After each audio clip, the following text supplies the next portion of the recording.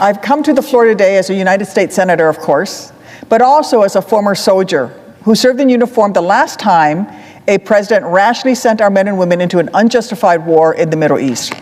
I spent nearly a year at Walter Reed Army Medical Center, recovering from the injuries I earned in Iraq. And every morning, as I struggled to sit up straight, every time I was rolled into yet another surgery, I made sure to read the poster I had next to my hospital bed. It was a framed copy of the Soldier's Creed, the words that those lucky enough to wear the Army uniform live by. That same framed copy now hangs by my desk here in DC. And as I glanced at it this morning, I realized that there's perhaps no greater proof that Donald Trump never deigned to serve a day in his life than the mockery he makes of the Soldier's Creed's commitments every single day he has been in office. The creed may be associated with the Army, but the sentiments hold true for all of those who wear the uniform of this great nation. Its 13 lines tells us to be disciplined, physically and mentally tough, trained, proficient, and to look out for those who look out for us, to look out for one another. Donald Trump is supposed to be our service members' commander-in-chief. The very least we should expect of him is to epitomize the standards that we ask our troops to swear by, to live by. The very least we should expect of the commander-in-chief is to be as competent, disciplined, and professional as the men and women whose very lives hinge on his capacity to lead, on that competence and professionalism we expect to see in the White House. The Creed makes clear that our troops will never quit, that they will never leave a fallen comrade behind, yet Cadet Bone Spurs is someone who will always quit. And every hour he orders our service members to remain in unnecessary growing danger, he is proving that Donald Trump does not give a damn about leaving a comrade or so many comrades behind. Every moment that Donald Trump leaves our heroes mired in the muck of this illegal war of choice in Iran, he is showing that he cares more about saving his own face than leading our troops. So I come to the floor today with a simple question. Our military men and women go out there every day and do their jobs, no matter the risk, all on Donald Trump's orders. So I ask you, Mr. President, why the hell can't you do your job too? Why can't you live up to the same level of proficiency as our troops? Look, I'm proud of every mission I completed in Iraq, but I would never, ever wish another endless, needless, unjustified war like the one I served in on anybody else. I wouldn't wish it on the heroes who are packing up their rucks right now, knowing they may never touch American soil again. I wouldn't wish it on their families who are being forced to spend their days anxiously awaiting news from half a world away. And I wouldn't wish it on the American people who want their president to focus on bringing the costs down here at home, not starting new, expensive, taxpayer-funded wars continents away. But Trump either doesn't understand or he simply doesn't care about that. From the moment this conflict began, the president has tried to shroud his incompetence behind the valor of our service members. When asked to justify his illegal actions, Donald Trump's tried to hide his cowardice behind our heroes' courage. He's tried to act as if questioning why we're at war is the same as questioning the skill and bravery of our troops themselves. It isn't. And I'm here to call bullshit on the President of the United States, because I know that our military will always do the best job possible. When given a mission, our service members will say, yes, I will serve. They don't say, why me? They don't ask, will I be safe? No. They dust off their boots, they show up, and they do what's asked of them to the best of their ability every single time after time, tour after tour, no matter the risk, no matter the sacrifice.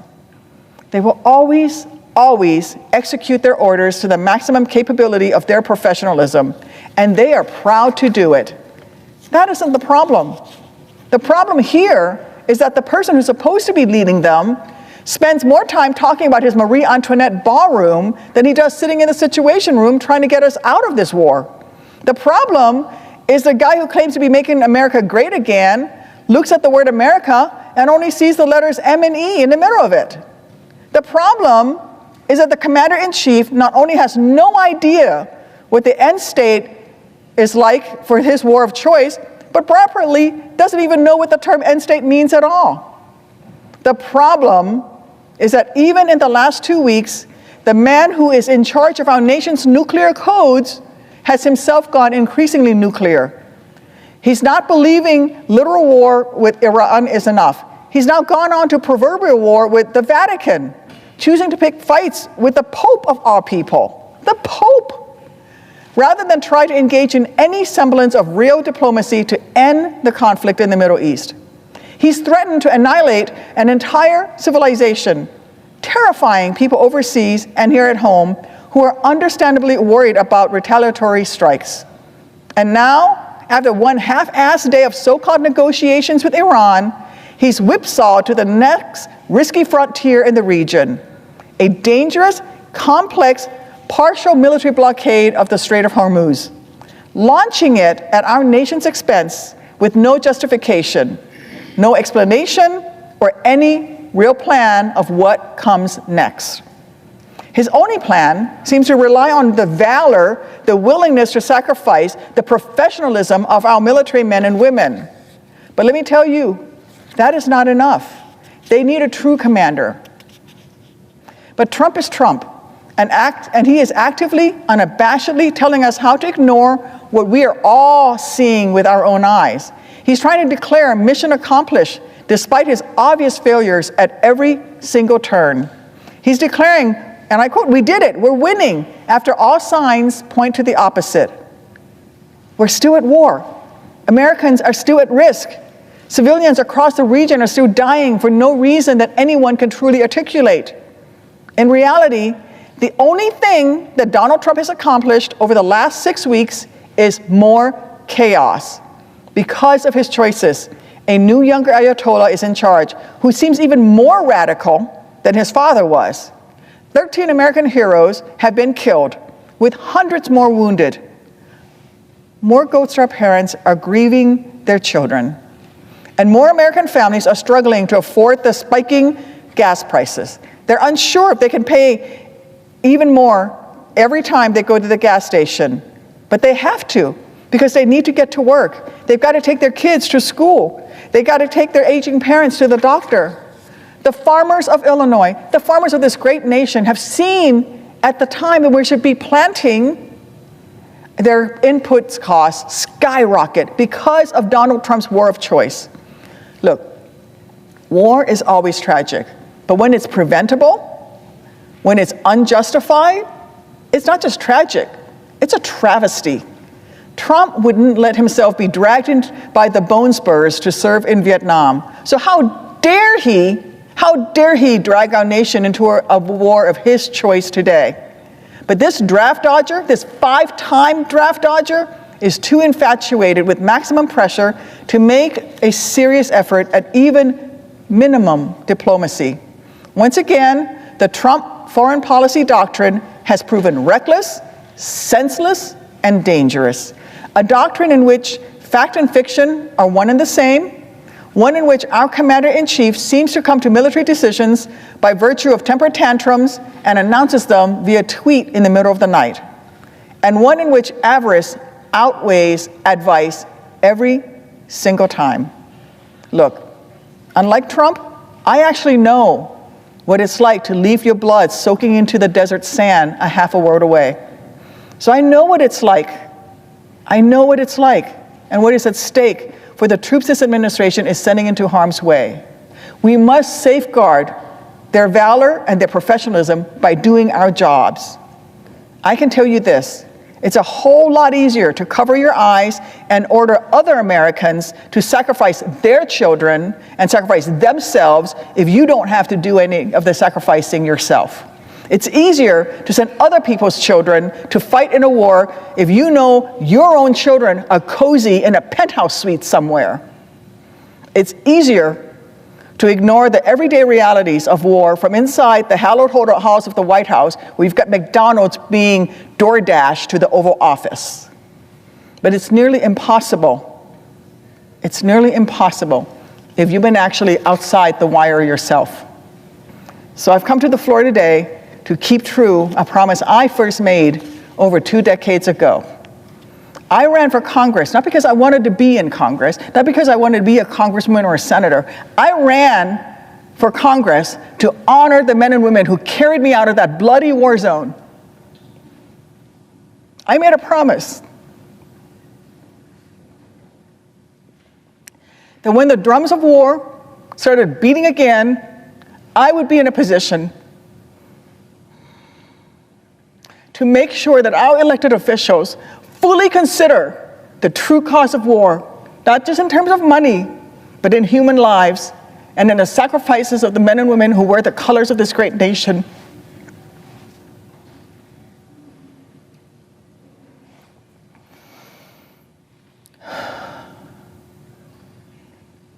That was the vow I made to the troops I deployed with and to all of those who've served since I've hung up my uniform.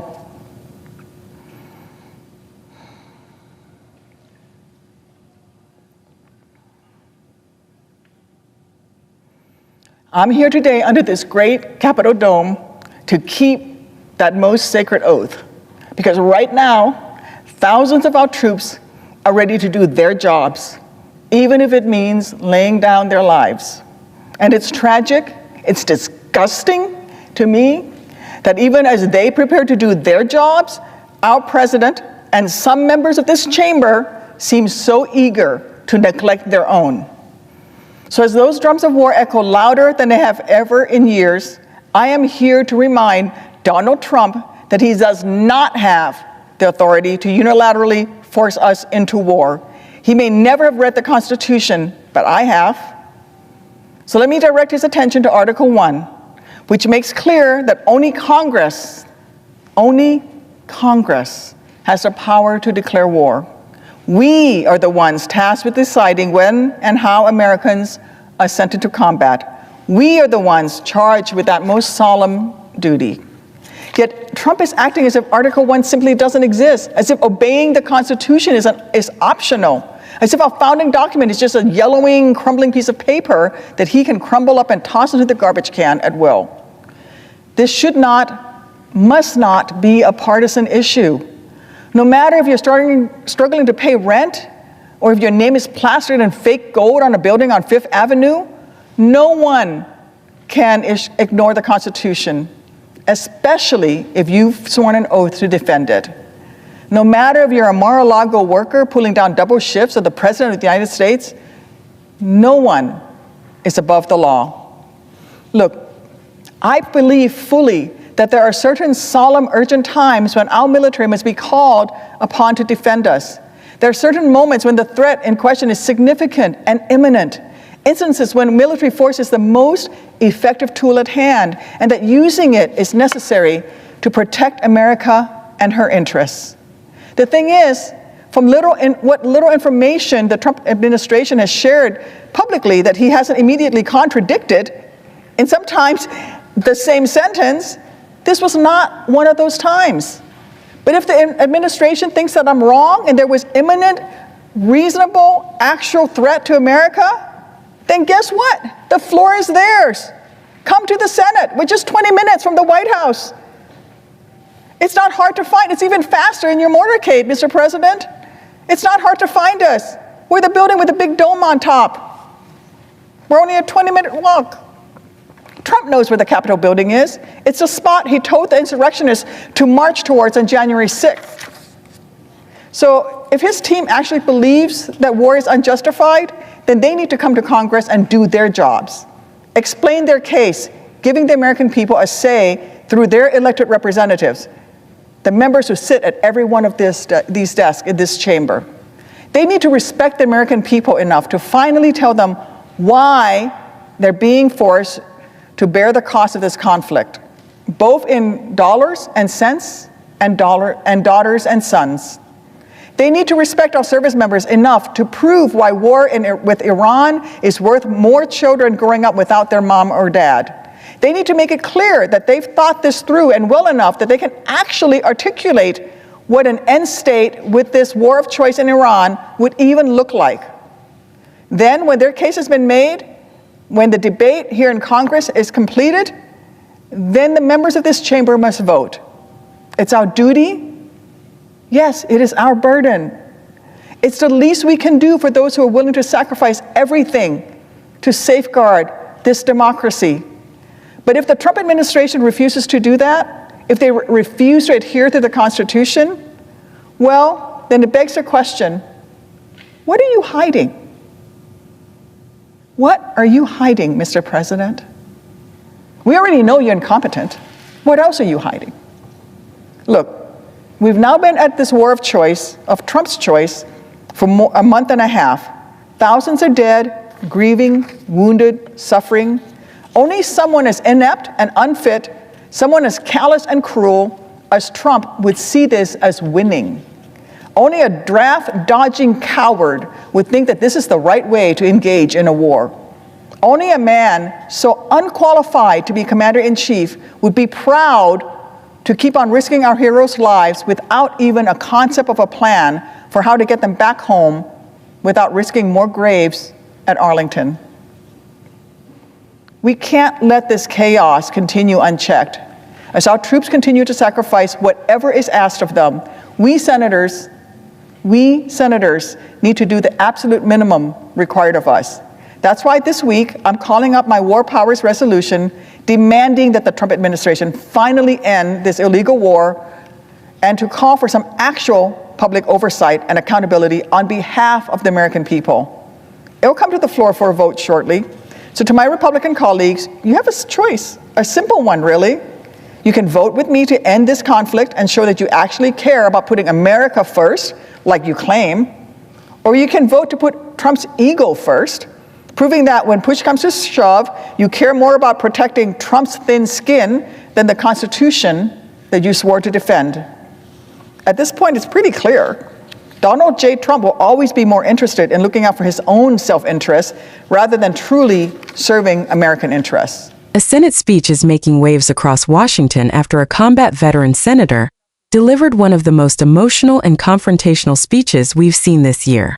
Drawing from her own experience serving in Iraq and recovering at Walter Reed, the senator accused President Trump of failing to meet the standards expected of a commander-in-chief and challenged the administration's handling of military action involving Iran. What made this speech stand out wasn't just the criticism, it was the messenger. This wasn't a career politician speaking in abstract terms. This was someone who served in uniform, was wounded in combat, and spoke from personal experience about the human cost of war. Throughout the speech, she repeatedly contrasted the sacrifices made by service members with what he described as failures of political leadership. That gave the speech a level of emotional weight that's difficult to ignore. The senator's main argument centered on accountability. She questioned whether military action should proceed without full congressional authorization and argued that Congress, not the president alone, holds the constitutional authority to declare war. Her message was direct. If military action is truly necessary, then the administration should make its case publicly, explain its objectives, and allow elected representatives to debate and vote. For supporters of congressional oversight, that argument is likely to resonate strongly. For critics, it raises questions about executive power during international crises. The moment that's generating the most attention came when the senator looked directly toward the president and asked, "Why can't you do your job too?" That line instantly became the headline moment of the speech. Whether viewers agree or disagree with the senator's position, it's the kind of direct challenge that captures attention because it cuts through the usual political talking points. And that's exactly why clips of this speech are spreading online. This debate isn't only about one speech. It's about a larger question that's divided Washington for decades. Who should decide when America goes to war? The president? Congress? Or some combination of both? That constitutional debate is now back at the center of national politics, and speeches like this are likely to intensify it. The senator ended with a clear challenge to lawmakers, urging Congress to reassert its authority and demand accountability. Now the question becomes, will this speech change the debate, or simply become another viral moment in an already divided political landscape? What do you think? Should Congress have a greater role in authorizing military action, or should presidents have broader authority during international crises? Let us know in the comments. If you enjoy congressional hearings, Senate debates, government accountability, and major political moments, Subscribe and turn on notifications so you never miss a breaking story.